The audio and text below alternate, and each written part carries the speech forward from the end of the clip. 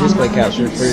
your sources to the bottom left. You're going to press your properties of that. You can choose your camera right there. And your display capture for your sources to the bottom left. You're going to press your properties of that. You can choose your display capture for your sources to the bottom left. Your sources to the bottom left. You're going to press your properties of that. You can choose your camera right there. And your display capture for your sources to the bottom left. You're going to press your properties of that. You can choose your camera right there. And your display capture for your sources to the bottom left. You're going to press your properties of that. You can choose your camera right there. And your display capture for your sources to the bottom left. You're going to press your properties of that. You can choose your camera right there. And your display capture for your sources to the bottom left. You're going to press your properties of that. You can choose your camera right there. And your display capture for your sources to the bottom left. You're going to press your properties of that. You can choose your camera right there.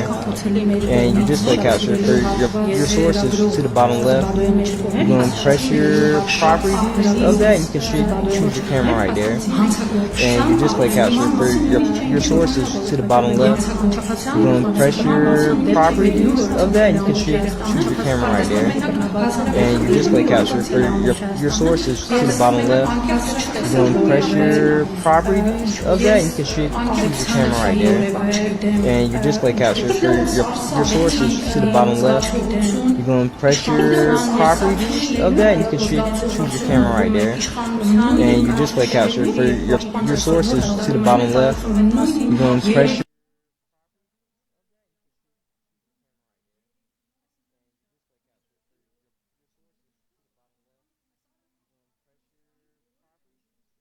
properties of that. You can choose your camera right there. And your display capture for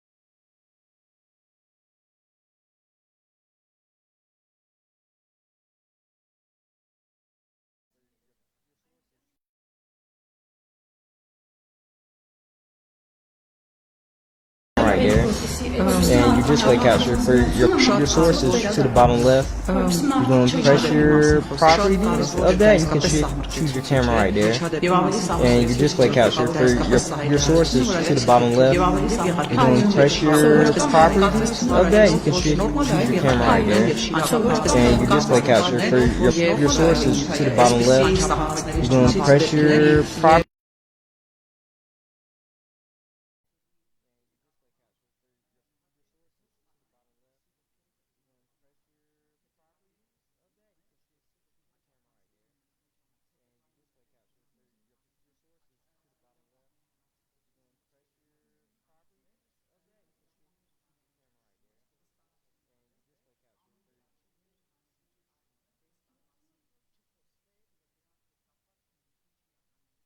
Այսինքն այս պարագայում հանրային ճնշումը, ինչպես այլ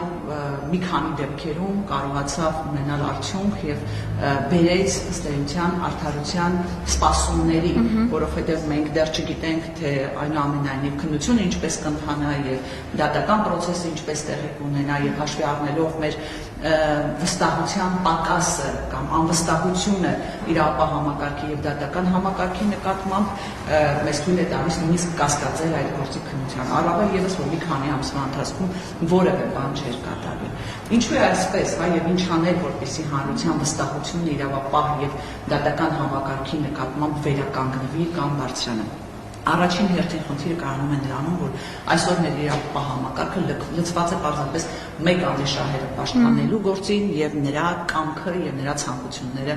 ի կատարածելուն։ Միևնույն ժամանակ դատական համակարգը, եթե առանձնացնենք որոշ դատավորների, դարձել է այս իշխանության ձեռքի դատարանը, այսպես կոչենք, հա, որովհետև եթե չլինեն առանձին դատավորներ, որոնք ի պատիվ իրենց կարողանում են առաջնորդվել բացառապես իրավունքով եւ օրենքով, դատական համակարգը ենթարկեցվել է գործադիրին, իսկ ավելի ճիշտ մեկ անձին։ Եվ այս պարագայում է նաև, որ երբ որ մի ամբողջ համակարգ լծված է քաղաքական գործեր քննելուն, լծված է ընդդիմադիրների հանդեպ քրեական գործեր հարուցելուն, մարդկանց կալանավորելուն եւ այլն, այս դեպքում իրավապահ համակարգի եւ ոչ միայն ռեսուրսները, այլ նաեւ ցանկությունը որում է մնացած բոլոր քրեական գործերով արդարությունը վերականգնելու ուղղված գործողություններ իրականացնելու։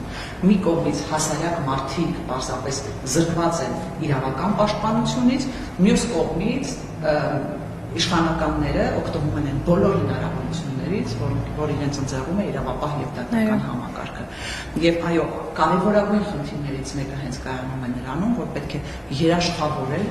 դատական համակարգի անկախությունը։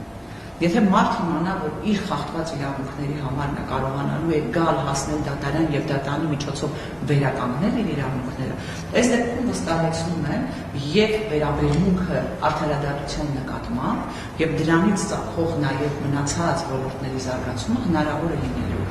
Ես զուգահեռ անցկացնեմ օրինակ ներդրումների հետ կապված։ Ցանկացած ներդրող որևէ պետությունում ներդրում անելուց առաջ ուսումնասիրում է իրենց դատական համակարգը, արդարադատության վիճակը, որովհետև ներդրողը պետք է երաշխավորված լինի, որ եթե հանկարծ իր ներդրման հետ կապված որևէ իրավական խնդիր կծագի, նա պետք է հնարավորություն ունենա, այո, դատարանի միջոցով պաշտպանելու իր իրավունքները, վերականգնելու խախտված իրավունքները։ Մի հատ մեր իրավական համակարգը ուսումնասիրողին հարցրեք, այդպիսի համարձակություն ունենաս Հայաստանում ներդրում կանիֆին, որևէ ներդնող հարաբերական Հայաստան չի գա։ Մենք դեռ նախադեպ ունենք։ Համաձայն եմ, դրան զուգահեռ, գիտեք, մեր իրականության մեջ սովոր հասարակ մարդուն դարձնում են հանցագործ։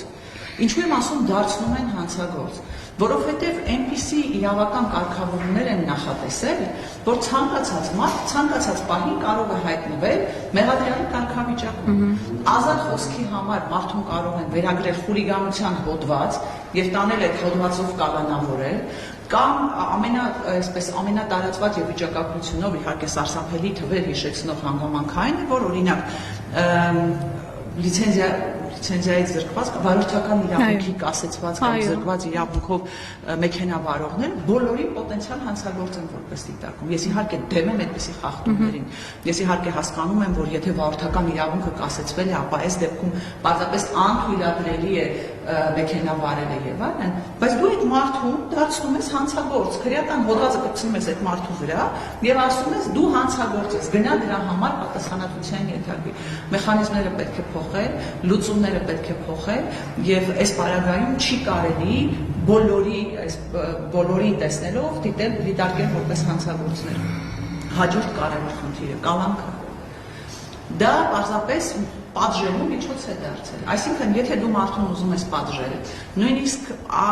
այսպես աննշան իրավախախտման համար կարող ես կալանավորել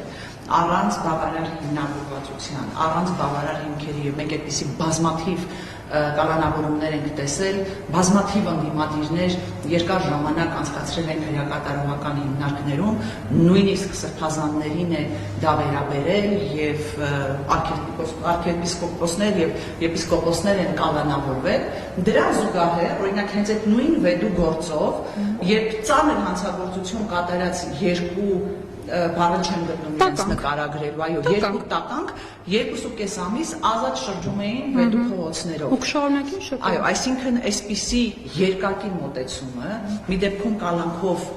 ակտիվ հանրային դեմքերին պատժելը, մյուս դեպքում իսկական հանցագործների նկատմամբ չկիրառելը, իհարկե ստեղծում է անարդարության եւ ոչ պաշտպանվածության մթնոլորտ մեր հասարակության համար։ Տիկին Վարդանյան, գուցե սրա առաջին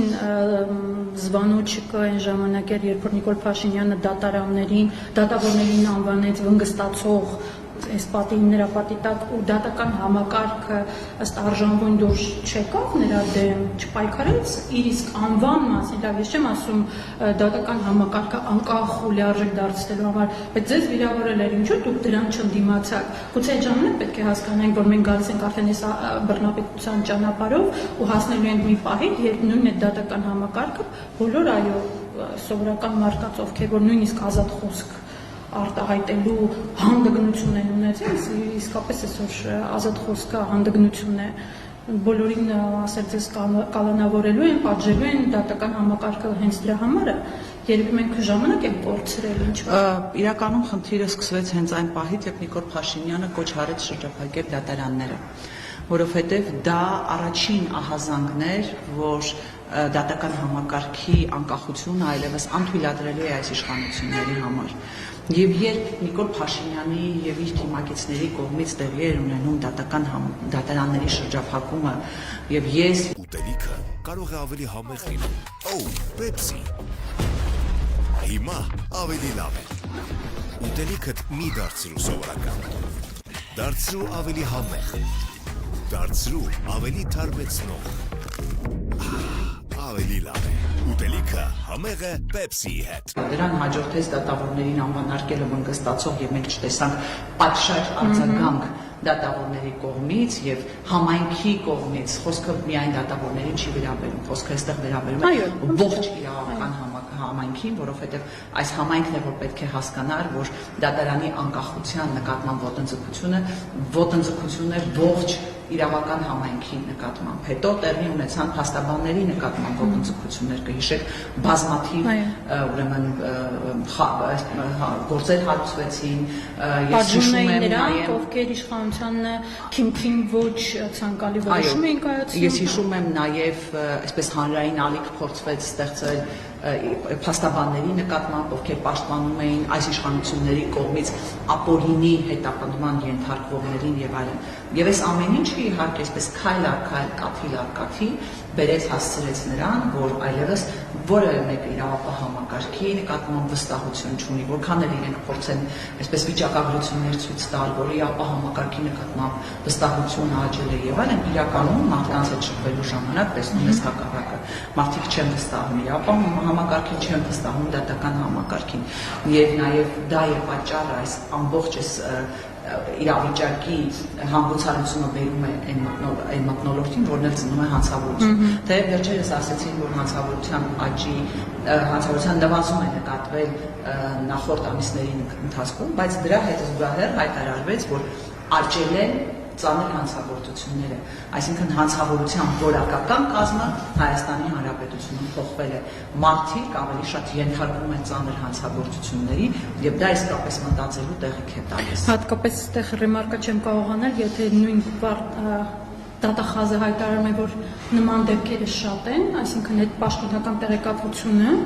ամբողջական պատկերը բնականաբար ցույց չի տալի ու դատախազն ապացուցում է, որ ցույց չի տալի։ Այսինքն եթե մենք խոսում ենք երեխաների բռնաբարության մասին, մենք ասում ենք ամենուրեք դա շարունակում, փաստացի իր ասածը դա է, չէ՞։ Այո, խոսքը վերաբերում դուրս է գալի, որ այդ նույն ծանր հանցագործություններն էլ կան, ուղղակի մենք դրանց մասին չենք տեղեկանում, ինչպես վառ օրինակ այդ նույն դեպքը։ Այո, եթե չլինի հանրային աղմուկ, շատ դեպքերում հասարակությունը պարզապես տեղյակ չի լինում, թե ինչ է կատարվել, եւ շատ դեպքերում նաեւ հանրային ճնշման արդյունքում է, որ այդ գործերի նկատմամբ պատշաճ վերահսկողություն եւ գործերի պատշաճ քննություն է իրականում։ Հետևաբար այս պարագայում այսպես հանգիստ խոսել այն մասին, որ ընդհանրապես փոխվել են հանցագործությունների կամ հանցավորության որակական բնութագիրը, այսինքն ավելի շատացել են ծանր հանցագործությունները, բայց շոու դուք հանգիստ եղեք, հանցավորությունը նվազել է, ուղղակի ծանր հանցագործություններն են շատացել, եւ սա սարսափելի է։ Իդեպ նույնը խոսում էին նաեւ թմրանյութերի դեմ պայքարու շրջանակում, երբ ընդդիմությունը բարձրաձայնում է, որ թմրամոլությունը ահագնացող թվերի է հասնում, հատկապես անչափահասների, դպրոցականների շրջանում տարածումը շատ sense բաց է ու որևէ վերահսկողություն ըստեյություն չկա, ցանկացած ես երեք մի հատ հոդված էի կարդում, որտեղ նշվում է, որ Տելեգրամյան ալիքում շուրջ 1000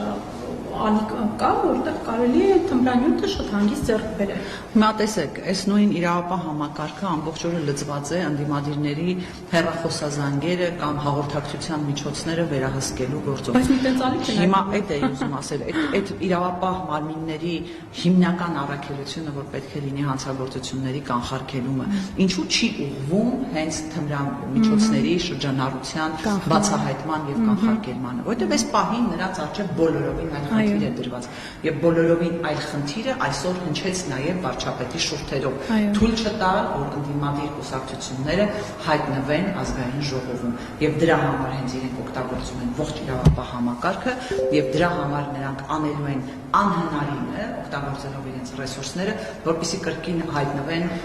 պարլամենտում, սակայն ես պետք է հիասթափեցնեմ իրենց հանրային տրամադրությունները բոլորովին այլ են։ Հանրությունը փոփոխությունների է սպասում եւ այդ փոփոխությունների մեջ ամենևին քաղաքացիական պայմանագիրը եւ Նիկոլ Փաշինյանը չկա։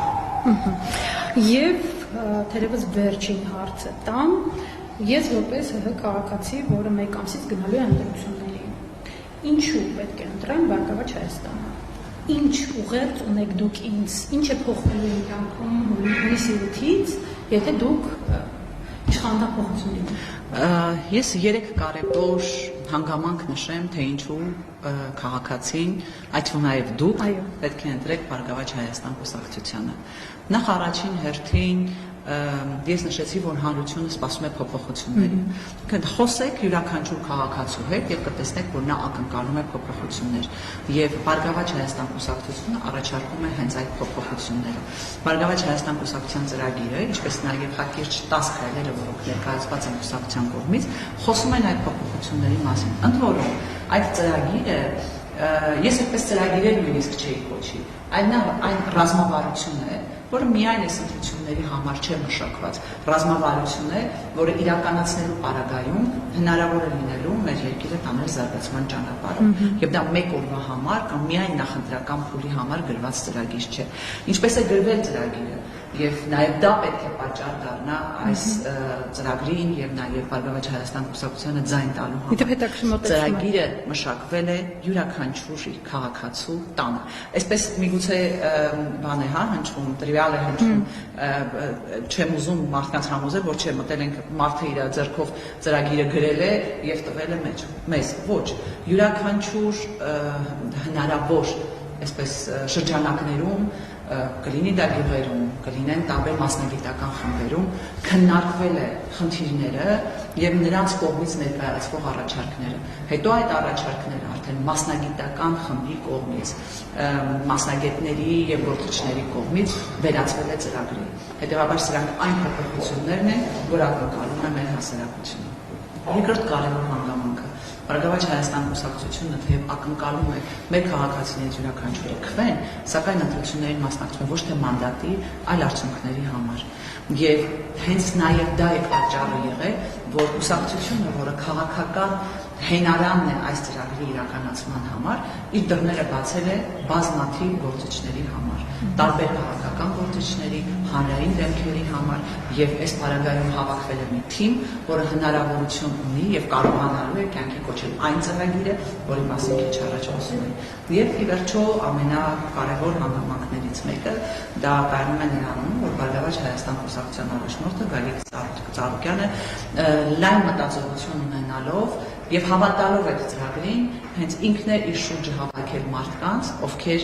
կկարողանան իրականացնել այդ ծրագիրը։ Այսինքն 3 հիմնական հանգամանքներ, որոնք մեր քաղաքացիներին հնարավորություն են տալու մասնակցել ընտրություններին եւ ընտրել այն փոփոխությունները, որոնք որ մշակվել են հենց իրենց հետ։ Այն փոփոխությունները, որոնք որ ի վերջո Հայաստանը տանելու են զարգացման ճանապարհով։ Երբ ես ինքս աշխատում եմ այդ փոփոխությունների վրա, այսինքն ես նույնիսկ չէի պատկերացնում, որ ես ինքս ընդգրկվելու եմ այս թիմի մեջ։ Նույնիսկ դեռ այն ժամանակ առաջարկ չի եղել ընդգրկվելու նախընտրական ցուցակում, բայց փոփոխությունները դրանք այն առաջարկներն էին, որոնք պետք է կոմունիկացվեին հասարակության հետ։ Հետևաբար ինչու Բարգավաճ Հայաստան կուսակցությանը, որովհետև մարդիկ ընտրելու են այն առաջարկները, որոնք արվել են հենց իրենց կողմից։ Եվ քանի որ Քարոզարշավի մեկնարկի նախօրյակն է, մեկ հարց է, Բարգավաճ Հայաստանը պատրաստ է մինչև վերջ պահել եւ ներկայացնել յուրաքանչյուր քվեի։ Վստահեցնում եմ, որ կուսակցությունը ունի այդ հնարավորությունները տեր կանգնելու յուրաքանչյուր ձայնին, որ տրվել է կուսակցությանը եւ գնալու մինչեւ վերջ։ Եվ այս պարագայում մենք որդեգրել ենք մի շատ կարևոր սկզբունք, որին ականատես կլինեն բոլոր այս ողջ նախընտրական process-ում, մենք չենք վիրավորելու, ցեղ չենք շպրտելու միմյանց նկատմամբ, մենք լսելու ենք բոլորին, եթե կլինեն այնպիսի առաջարկություններ կամ դիտողություններ, որոնց մենք կհամաձայնենք, մենք ընդունելու ենք այդ դիտողություններն ու առաջարկությունները, եթե ոչ, ուրեմն համբերատար եւ զուսպ ենք լինելու բոլոր ձևակերպումների նկատմամբ։ Այո, կուսակցությունը գնալու է մինչև վերջ, տերը կանգնելու յուրաքանչյուր ձայնին, որովհետև մեզ համար կարևոր է եւ մենք գնահատում ենք յուրաքանչյուր քաղաքացու որոշումը։ Շնորհակալ եմ։ Ես եմ շնորհակալ։